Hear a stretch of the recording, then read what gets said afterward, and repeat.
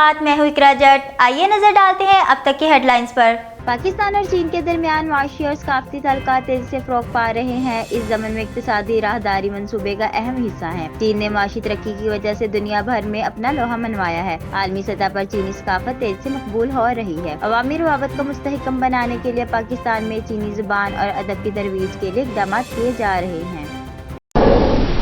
Tax इस्लाहात और माशी सरगर्मियों में इजाफे के लिए कोशा है। इस्लाहात के एजेंडे को आगे बढ़ाएंगे। IMF के साथ तवील मुद्दत प्रोग्राम के लिए पुरअज़म है। ये प्रोग्राम IMF का नहीं, पाकिस्तान का प्रोग्राम होगा। वफाकी वजीर खजाना मोहम्मद औरंगजेब की वाशिंगटन में चीन के वजीर खजाना और आलमी इदारों की मुनज़्ज़मीन से मुलाकातें। पाकिस्तान में माशी इस्तेहकाम, इस्लाहात के अमल और तावन की फ़रोग़ पर गुफ्तगू। ख़ुसूसी इक़्तिसादी ज़ोन्स को फ़ाल बनाने और माशी सरगर्मियों के फ़रोग़ पर तबादला ख्याल। आलमी बैंक के साथ शराकत दारी को मजबूत बनाने के अज़म का इजहार। टैक्स दायरा कार में वुसअत, तवानाई के शोबे में इस्लाहात अहम हुकूमती तरजीहात में शामिल है। वजीर खजाना के गुफ्तगू।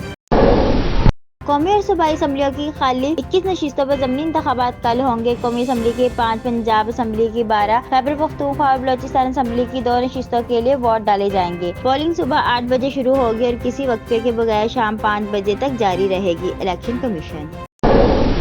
बलोचिस्तान और खैबर पख्तूनख्वा में बारिशों से मुतासरा इलाकों में इमदादी सरगर्मियाँ जारी। पाक फौज और सिविल इंतजामिया की रिलीफ ऑपरेशन। मुतासरीन को खुराक और तबी सहूलतों की फराहमी। मुल्क भर में बारिशों की वजह से मुख्तलिफ हादसात में अमवात की तादाद 98 हो गई। खैबर पख्तूनख्वा में 46, पंजाब 26, बलोचिस्तान 15 और आज़ाद कश्मीर में 11 अफराद जामहत हुए।